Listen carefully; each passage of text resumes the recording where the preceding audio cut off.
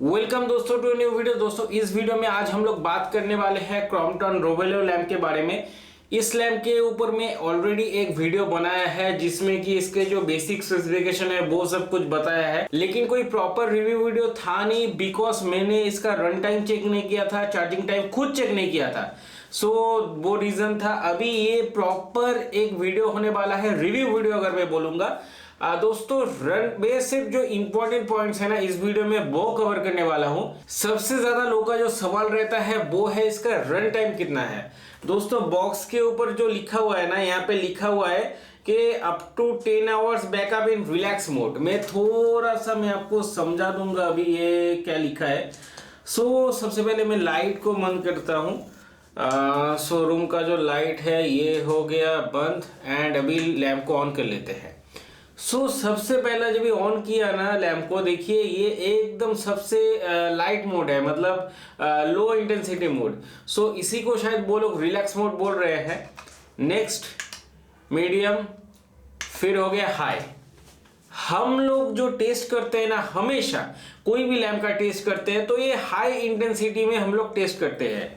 And intensity drop होता है क्या नहीं होता है वो भी इस लाइट मीटर से मैं टेस्ट करता हूं, देख सकते हैं। दोस्तों जब भी इसको हम लोग ऑन करेंगे ना तो इंटेंसिटी एकदम हाई रहेगा और धीरे धीरे क्या होगा, इंटेंसिटी कम होते जाएगा। जैसे जैसे बैटरी कम होते जाएगा वैसे वैसे इंटेंसिटी कम होते जाएगा। उसके बाद एक सिचुएशन ऐसा आएगा जिसमें कि आप पढ़ाई आगे कर नहीं सकते। वो जो ड्यूरेशन है मैं सिर्फ उसको काउंट में ले रहा हूं। वो ड्यूरेशन है अबाउट 2 आवर्स।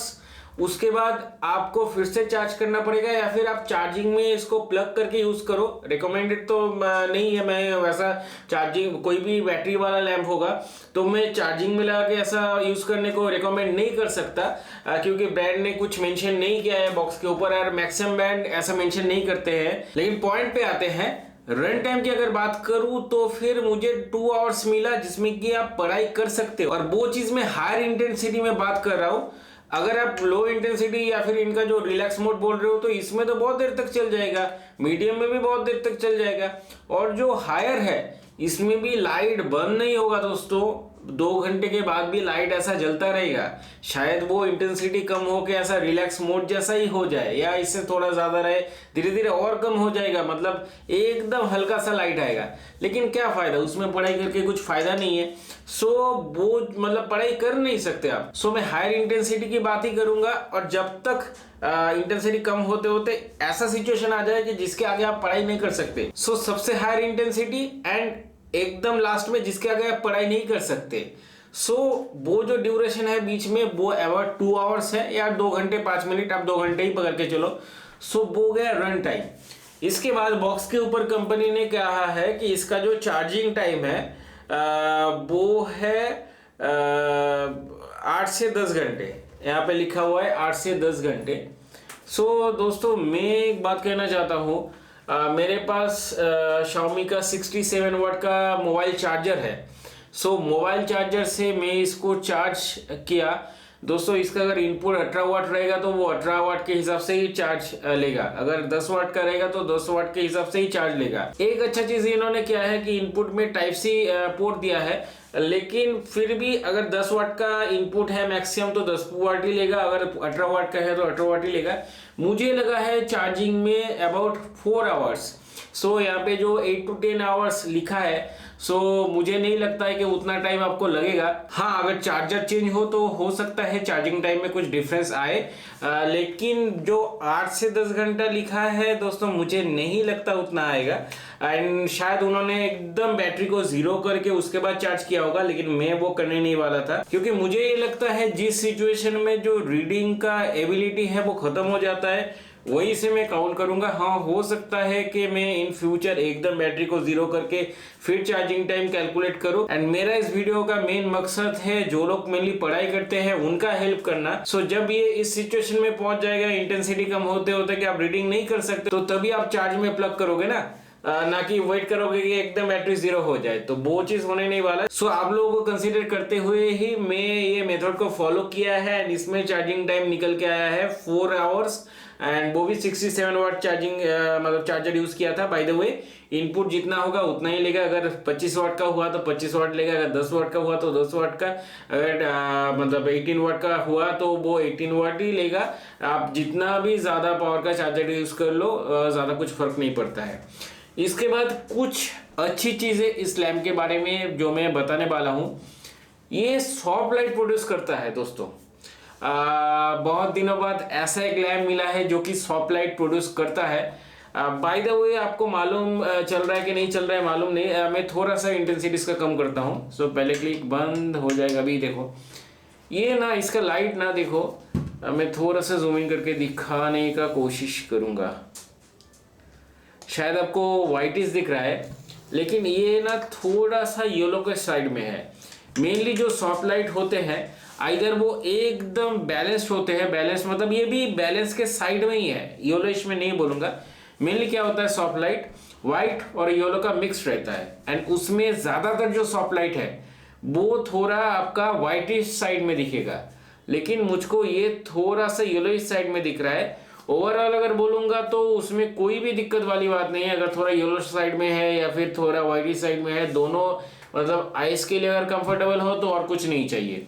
ये मतलब डे लाइट जैसा ही लगता है। और एक चीज बता दूं, इसके चार्जिंग इंडिकेटर बैक साइड में है। सो जब भी आप इसको चार्ज करोगे ना, क्रॉम्पटन वालों ने ये चीज को फॉलो किया है एंड मतलब अच्छे से इसको इम्प्लीमेंट किया है कि जब भी चार्ज होगा तभी रेड लाइट जलेगा, कंटिन्यूअस जलेगा, और जब भी चार्जिंग कंप्लीट हो जाएगा ना वो लाइट ग्रीन हो जाएगा।